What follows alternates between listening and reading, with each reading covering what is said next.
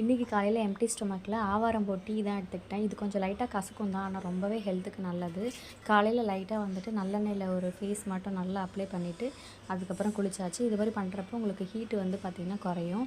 அதுக்கப்புறம் காலையில் பிரேக்ஃபாஸ்ட் வந்து பார்த்திங்கன்னா இது ராகியில் புட்டு மாதிரி ப்ரிப்பேர் பண்ணியிருந்தேன். இது கூட கொஞ்சமாக தேங்காய், துருவின தேங்காய், கொஞ்சமாக நாட்டு சக்கரை, வேணும்னா ஏலக்காய் கூட ஆட் பண்ணிக்கலாம் நீங்கள். அதுக்கப்புறம் வாழைப்பழம் கொஞ்சமாக ஆட் பண்ணிவிட்டு இது மார்னிங் பிரேக்ஃபாஸ்ட்டுக்காக ப்ரிப்பேர் பண்ணியிருந்தேன். கூட ஒரு 10 பாதாம் வச்சு பிரேக்ஃபாஸ்ட் வந்து முடிச்சாச்சு. மதியம் லஞ்சுக்கு வந்து பார்த்திங்கன்னா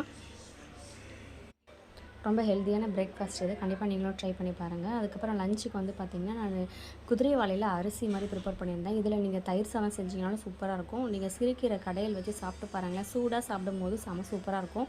ரொம்ப ஹெல்த்தியான இது குதிரைவாலி, திணை இது மாதிரிலாம் அரிசி வந்து ட்ரை பண்ணி பாருங்கள்.